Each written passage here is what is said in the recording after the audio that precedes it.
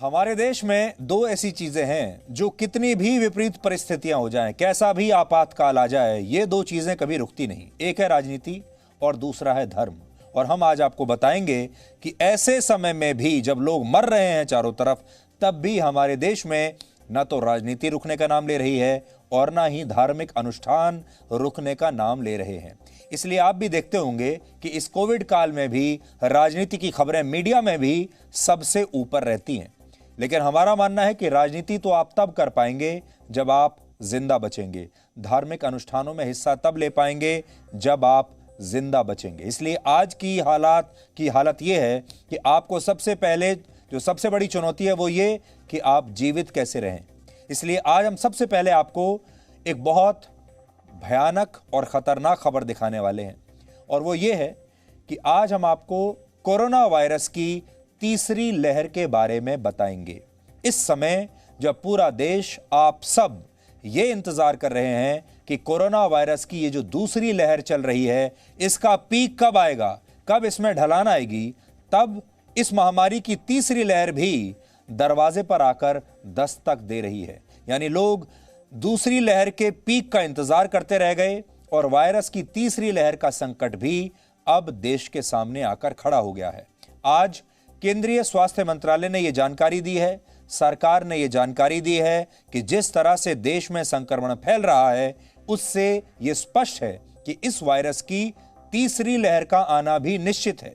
यह लहर कब आएगी, कितने समय के लिए आएगी, इसके बारे में अभी पूर्वानुमान नहीं लगाया जा सकता। आप तो जानते हैं कोरोना वायरस सबको हैरान कर रहा है। जब हमने ये सोच लिया था कि ये हमारे देश से जा चुका है, हम विजयी हो चुके हैं, तब दूसरी लहर आई। और अब दूसरी लहर का जब हम इंतजार कर रहे थे कि इसकी पीक कब आएगी, अब तीसरी लहर के अनुमान लगाए जा रहे हैं। लेकिन आपको तीसरी लहर के लिए अभी से तैयार हो जाना चाहिए। ऐसा मत कीजिएगा जैसा आपने दूसरी लहर के साथ किया। दूसरी लहर जब आई तो आप में से कोई भी तैयार नहीं था, इसलिए अब तीसरी लहर के लिए कम से कम तैयारी करके रखिए। ठीक वैसे ही जैसे समुद्र में लगातार ऊंची लहरें उठने के बाद जहाज का जो कप्तान होता है, जो कैप्टन होता है, उसके जो क्रू मेंबर्स होते हैं और उसमें बैठे लोग जो होते हैं, पैसेंजर्स होते हैं, वो सावधान हो जाते हैं, पकड़ कर रखते हैं। वैसे ही सरल शब्दों में कहें तो आप अपने परिवार को एक जहाज में सवार यात्री की तरह समझिए और ये मान लीजिए कि यह महामारी एक समुद्र की तरह है जिसमें कोरोना वायरस की ऊंची ऊंची लहरें उठ रही हैं और ये लहरें बहुत खतरनाक हैं। अगर आपको अपने जहाज को डूबने से बचाना है तो आपको सतर्क रहना होगा और इन लहरों के लिए तैयार रहना होगा, और इसमें आज हम आपकी पूरी मदद करना चाहेंगे। सबसे पहले आपको यह सुनाते हैं कि आज भारत सरकार के स्वास्थ्य मंत्रालय ने तीसरी लहर पर क्या जानकारी दी है। आप ध्यान से सुनिए। A phase 3 is inevitable given the high levels of circulating virus, but it's not clear on what time scale this phase 3 will occur. Hopefully incrementally, but we should prepare for new waves. Previous infections and vaccines will cause adaptive pressure on the virus for new kinds of changes which try to escape it, and therefore we should be prepared scientifically to take care of that. So B117, other variants like 617 are accumulating changes which show excellent vaccines, on which vaccines show excellent efficacy, but ongoing surveillance is needed and vaccine updates as we go ahead with new kinds of variants are inevitable. आगे बढ़ने से पहले तो हम आपको ये बताना चाहेंगे कि आपने यहाँ देखा जो प्रिंसिपल साइंटिफिक एडवाइजर हैं भारत सरकार के, जिनके जो अभी बता रहे थे तीसरी लहर के बारे में, उन्होंने एक नहीं दो मास्क पहने हुए हैं। आप देखिए ध्यान से, मैं फिर से आपको वो तस्वीरें दिखाता हूं। एक नहीं दो मास्क उन्होंने पहने हुए हैं। इसलिए एक तो बात आप ये समझ लीजिए कि अब एक मास्क से आपका काम नहीं चलने वाला, अब आपको 2 मास्क पहनने होंगे। कोरोना वायरस की तीसरी लहर क्यों आ सकती है, इसके कुछ कारण हैं। सबसे पहले आपको उन कारणों के बारे में बताते हैं ताकि आप तैयार हों अब तीसरी लहर के बारे में। इस समय भारत में कोरोना वायरस के कई वेरिएंट्स एक्टिव हैं और ये वेरिएंट्स अलग अलग राज्यों में और अलग अलग क्षेत्रों में संक्रमण फैला रहे हैं। इनमें सबसे ज्यादा खतरनाक है डबल म्यूटेंट वायरस, जिसे वैज्ञानिकों ने B.1.617 का नाम दिया है, और यह वेरिएंट भारत में ही बना है, ये मेड इन इंडिया वेरिएंट है। अब तक हमारे देश में कोरोना का यूके वेरिएंट था, ब्राजील वेरिएंट था, दक्षिण अफ्रीका वेरिएंट था और अमेरिका का भी एक वेरिएंट मिल चुका था। और आप तो ये जानते हैं ये सब आया है वुहान से, चीन से। इसके कई और वेरिएंट्स की भी पहचान अलग अलग राज्यों में हो चुकी है। यानी अब इस कोरोना वायरस के बहुत सारे अवतार आ चुके हैं और ये अवतार जो हैं इसके, ये अलग अलग रूपों में देश के अलग अलग हिस्सों में इस समय पाए जा रहे हैं। इनमें जो वेरिएंट सबसे ज्यादा चर्चा में है उसे लोग आंध्र प्रदेश वेरिएंट कहकर बुला रहे हैं आजकल। हालांकि ये वेरिएंट अभी कुछ ही इलाकों में सीमित है, लेकिन ये है बहुत खतरनाक और इससे आप बचकर रहिएगा। डॉक्टरों द्वारा की गई स्टडी में कहा गया है कि ये वेरिएंट अभी वायरस के नए नए स्ट्रेन बना रहे हैं, जिससे वायरस कई अलग अलग रूप लेकर लोगों पर हमला कर सकता है। और इतने सारे वेरिएंट्स की वजह से ही हमारे देश में कोरोना की तीसरी लहर आ सकती है। समझने वाली बात यह है कि जब कोरोना वायरस की पहली लहर आई थी तो वायरस 10 दिनों में आपके फेफड़ों को यानी लंग्स को खत्म कर देता था। दूसरी लहर जब आई तो यह समय अवधि घटकर 5 से 7 दिन हो गई। पहले 10 दिन में यह डैमेज कर रहा था आपके फेफड़ों को, अब दूसरी लहर में 5 से 7 दिन में आपके फेफड़ों को बर्बाद कर रहा है। और ऐसा कहा जा रहा है कि तीसरी लहर जब आएगी तो यह वायरस 2 से 3 दिन में भी आपके फेफड़ों को समाप्त कर सकता है। यानी तीसरी लहर में वायरस 2 से 3 दिन में ही मरीज को बहुत गंभीर हालत में पहुंचा देगा और डॉक्टरों को मरीजों का इलाज करने का समय भी नहीं देगा। अब भी बहुत सारे केसेस में यही बात सामने आ रही है। आपने देखा होगा पहली लहर में और दूसरी लहर में अंतर यह है कि दूसरी लहर में यह वायरस कहीं ज्यादा खतरनाक हो चुका है और यह वायरस दूसरी लहर में अब डॉक्टरों को और मरीजों को ज्यादा समय नहीं देता, सीधे आपके फेफड़ों पर हमला करता है और फिर कुछ ही दिन में इन्हें समाप्त कर देता है। वायरस के जिस अवतार को आंध्र प्रदेश वेरिएंट कहा जा रहा है वो ठीक ऐसा ही करता है। यह वेरिएंट 2 से 3 दिन में ही मरीज को आईसीयू में पहुंचा देता है और फिर उसकी जान ले लेता है। यही नहीं, यह बाकी वेरिएंट से 15 गुना ज्यादा संक्रामक है। सोचिए, 15 गुना ज्यादा तेजी से इसका संक्रमण फैलता है। और इसीलिए आज हम आपसे कह रहे हैं कि अब आपको पहले से कहीं ज्यादा सावधान रहना होगा और मास्क तो आपको अब बिल्कुल नहीं हटाना चाहिए। एक मास्क की तो अब बात ही चली गई, अब आपको एक नहीं 2 मास्क लगाकर रखने चाहिए। और नई स्टडी तो ये आई है कि अब आपको अपने घर में भी अपना मास्क नहीं उतारना चाहिए, क्योंकि जिन वायरस की हम बात कर रहे हैं ये 15 गुना ज्यादा संक्रमण फैलाते हैं। कुछ अध्ययन में इस बात की भी आशंका जताई गई है कि पहली लहर में इस वायरस ने बुजुर्गों पर अटैक किया था। 45 साल से ऊपर के जो लोग थे, 50 साल से ऊपर के जो लोग थे, वो ज्यादा प्रभावित हुए थे पहली लहर में। जो दूसरी लहर आई उसमें युवाओं को ज्यादा प्रभावित किया, यानी जो 45 साल से नीचे के लोग हैं उनको ज्यादा प्रभावित कर रही है यह दूसरी लहर। और तीसरी लहर में यह वायरस बच्चों को अपना निशाना बना सकता है। सबसे ज्यादा खतरनाक बच्चों के लिए हो सकता है। इसलिए अब हर परिवार को हमारी ये बातें ध्यान से सुननी चाहिए। आप जानते हैं हमारे देश में हर परिवार में बुजुर्ग भी हैं, युवा भी हैं। बुजुर्ग इसका शिकार पहली लहर में बने, युवा इसका शिकार दूसरी लहर में बन चुके हैं। अब घर में बस बच्चे बचे हैं और बच्चे अब जो है उनके लिए तीसरी लहर खतरनाक हो सकती है। एक अध्ययन के मुताबिक इस समय भारत की कुल आबादी में 18 साल से कम उम्र के युवाओं और बच्चों की हिस्सेदारी 30% है। यानी हमारी आबादी का 30% हिस्सा ऐसे लोग हैं जो 18 साल से कम के हैं। और बच्चों के लिए अब तक कोरोना वायरस की कोई वैक्सीन नहीं आई है। जो वैक्सीन आई है वो 18 साल से ऊपर के लोगों के लिए आई है। भले ही देश में वैक्सीन की कमी हो, लेकिन 18 साल से ऊपर के लोगों के लिए सरकार ने वैक्सीन की विंडो खोल दी है और आज नहीं तो कल इन लोगों को वैक्सीन मिल भी जाएगी। अब इस सब के बाद जो बच गए हैं वो हैं 18 साल से कम उम्र के बच्चे, और उनके लिए अभी दुर्भाग्यपूर्ण बात यह है कोई वैक्सीन नहीं है। यानी उनको आप कैसे बचाएंगे?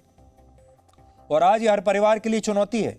आपने अपने परिवार में बुजुर्गों को वैक्सीन दिलवा दी होगी या अब दिलवाने वाले होंगे।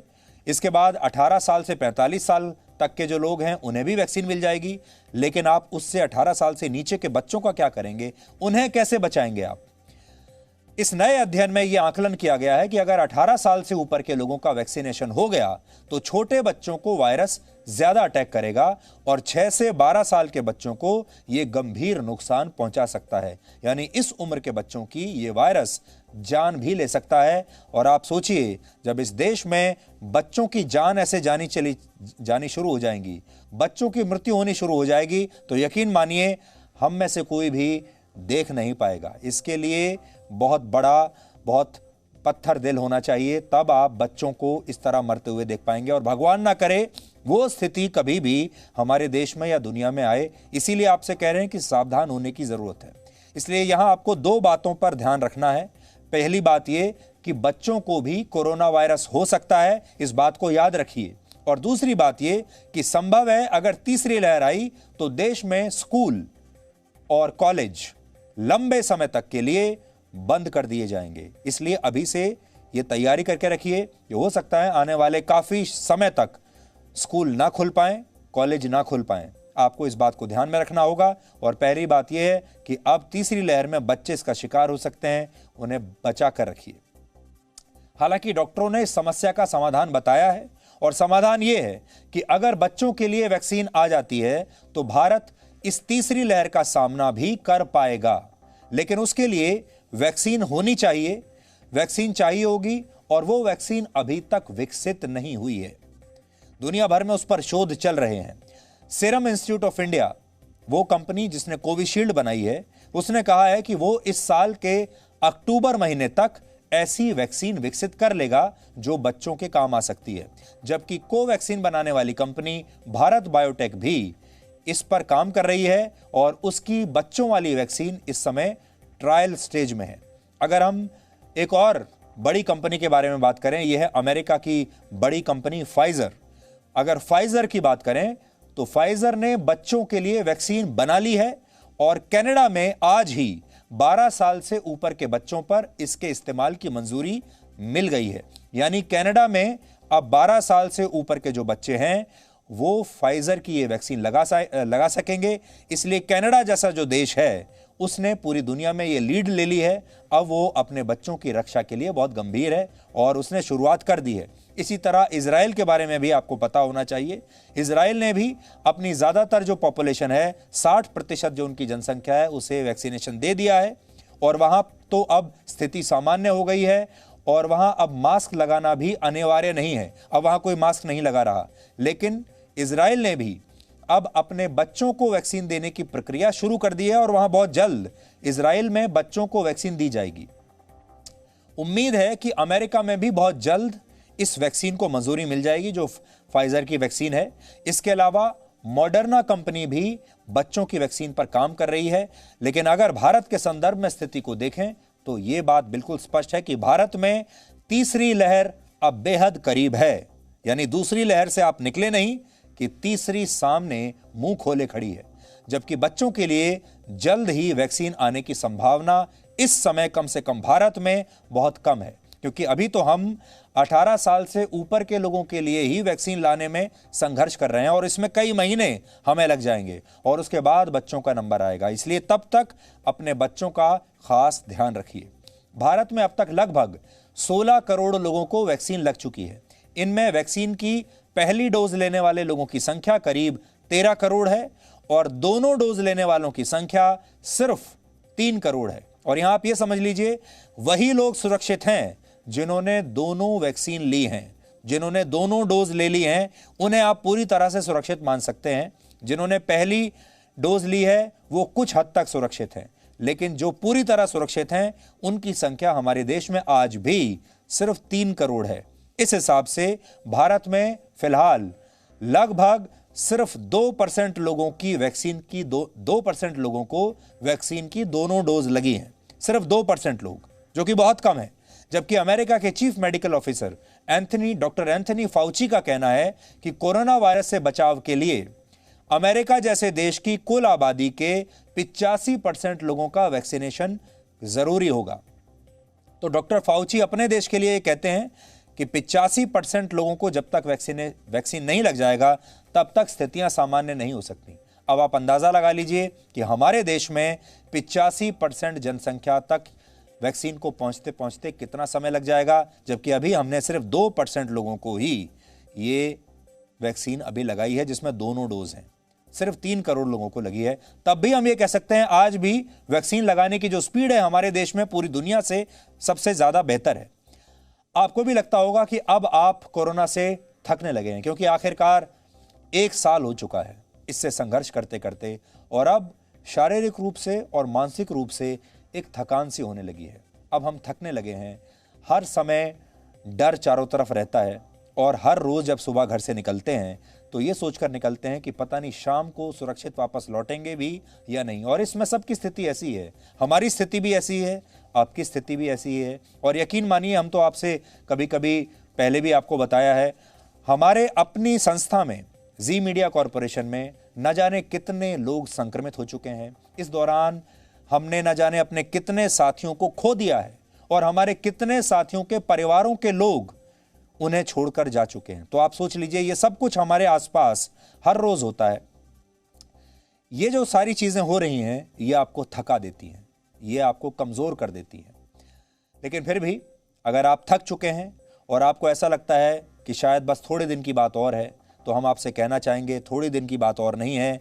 अभी अपनी सारी एनर्जी को अपनी बचा कर रखिए, शक्ति को बचा कर रखिए, इसलिए कि ये कोविड काल अभी लंबे समय तक चलने वाला है। इतनी आसानी से ये समाप्त नहीं होगा, इसलिए अपनी ऊर्जा को बचा कर रखिए और थकिए मत। अभी आपको बहुत लंबा चलना है, और उसके बारे में हम आपको बताएंगे कि आपको क्या करना है। Presenting B News app, available on Google Play and App Store. Download it now.